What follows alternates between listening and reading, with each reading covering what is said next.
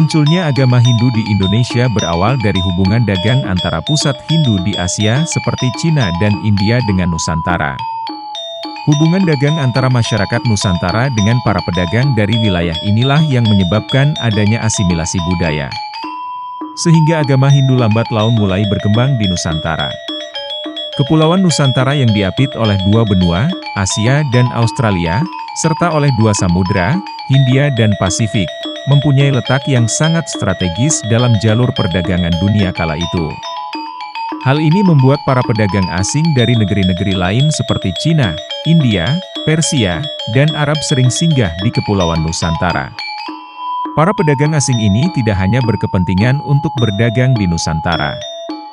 Mereka juga menjalin interaksi secara sosial budaya dengan masyarakat lokal, sehingga masuklah pengaruh-pengaruh kebudayaan mereka ke Nusantara.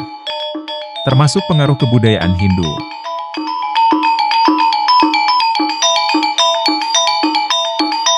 Sebenarnya ada beberapa teori yang diajukan oleh para ahli mengenai siapa sebenarnya yang membawa agama Hindu di Indonesia.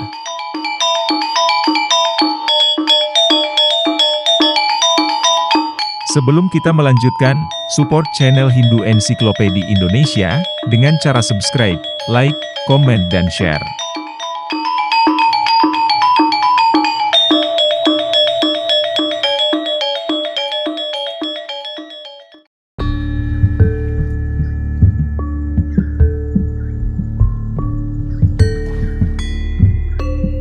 Berikut adalah beberapa teori atau hipotesa mengenai masuknya agama Hindu ke Indonesia.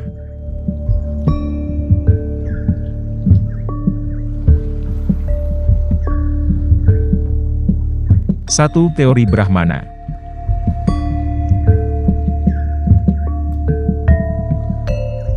Teori Brahmana dicetuskan oleh J.C. Van Leur, yang berpendapat bahwa agama Hindu dibawa oleh kaum Brahmana yang berhak mempelajari dan mengerti isi kitab suci Weda. Kedatangan mereka diduga atas undangan para penguasa lokal yang tertarik dengan agama Hindu.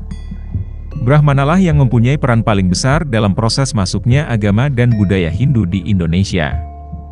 Hal ini mengingat bahwa kitab Weda ditulis dengan bahasa Sanskerta yang hanya dipahami oleh kaum Brahmana. Para Brahmana yang berasal dari pusat-pusat Hindu di dunia ini datang karena undangan para penguasa lokal yang ingin mengetahui lebih lanjut mengenai agama Hindu. Para raja atau penguasa pribumi tersebut adalah penganut kepercayaan animisme dan dinamisme sebelum datangnya pengaruh Hindu. Sebelum kembali ke India, kaum Brahmana tidak jarang meninggalkan kitab Weda sebagai hadiah bagi raja di Nusantara.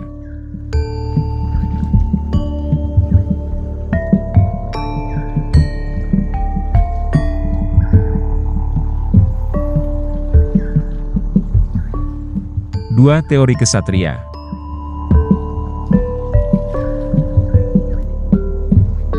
Teori kesatria menyatakan bahwa agama Hindu dibawa oleh golongan prajurit atau golongan kesatria, yang mendirikan kerajaan di Nusantara. Terdapat beberapa ahli yang mencetuskan teori ini, yakni C.C. Breck, Mockridge, dan J.C. Mons. Hal ini terjadi karena pada awal abad Masehi sering terjadi kekacauan politik di India sehingga sering terjadi perang antar golongan di negeri ini. Para prajurit perang yang terdesak oleh musuh atau telah jenuh berperang akhirnya meninggalkan tanah air mereka. Di antara para ksatria yang mencari tempat pelarian ini, sebagian ada yang mencapai Indonesia. Mereka inilah yang kemudian membuat koloni dan berakulturasi dengan penduduk lokal. Hal ini membuat semakin banyak masyarakat lokal yang menganut agama Hindu. Pada perkembangan berikutnya, akhirnya lahirlah kerajaan Hindu di Nusantara.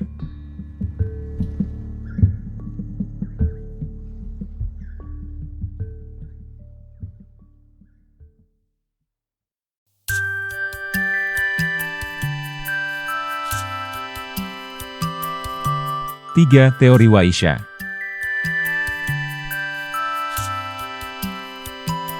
Teori Waisya dikemukakan oleh N.J. Krom, yang berpendapat bahwa agama Hindu masuk ke Indonesia dibawa oleh pedagang dari India.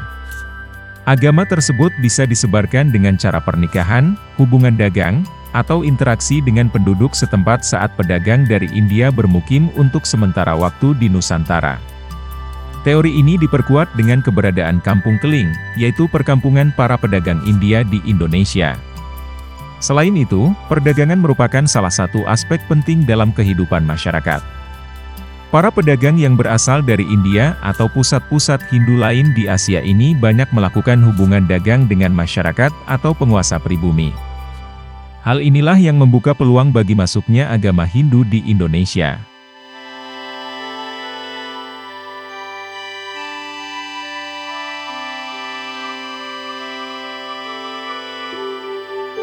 Empat Teori Sudra.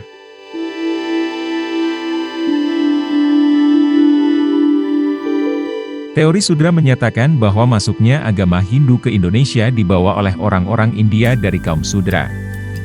Hanya sedikit yang setuju dengan teori ini, salah satunya adalah von van Weber, yang mempunyai alasan sebagai berikut.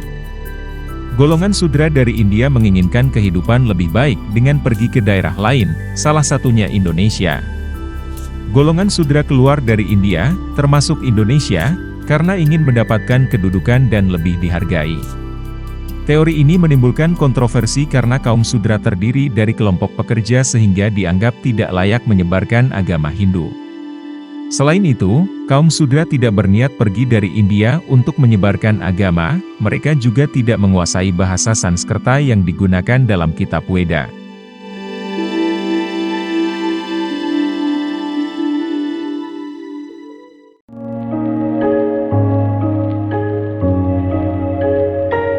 Meskipun disampaikan oleh para ahli, keempat teori di atas tetap mempunyai kelemahannya masing-masing. Hal tersebut karena kitab Weda yang merupakan kitab suci agama Hindu ditulis menggunakan bahasa Sanskerta dan Pallava yang notabene hanya dikuasai oleh kaum Brahmana. Kaum Ksatria, Waisya, dan Sudra tentu saja akan sangat kesulitan menyebarkan agama Hindu di Indonesia. Karena mereka tidak memahami bahasa Sanskerta yang merupakan bahasa dalam kitab Veda. Namun demikian, menurut kepercayaan India kuno, kaum Brahmana tidak boleh menyeberangi lautan sehingga hampir mustahil untuk kaum Brahmana menyebarkan Hindu di Indonesia secara langsung. Karena keempat teori di atas memiliki banyak kelemahan, maka muncullah teori lain yaitu teori arus balik.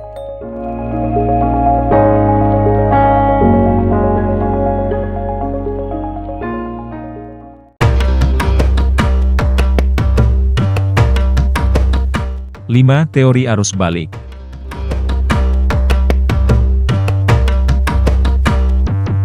Teori arus balik ini dicetuskan oleh F.D.K. Bose untuk menyanggah teori Waisya dan Ksatria. Menurut Bose, masyarakat Indonesia memiliki peranan dalam penyebaran dan pengembangan agama Hindu.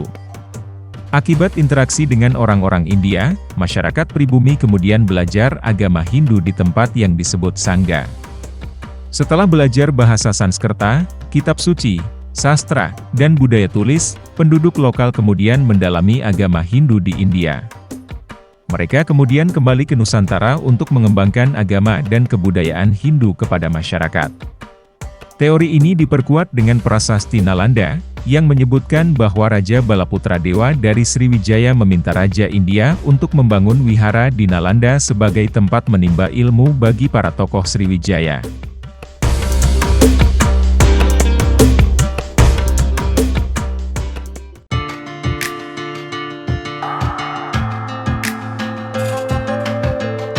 Data peninggalan sejarah disebutkan Resi Agastya menyebarkan agama Hindu dari India ke Indonesia.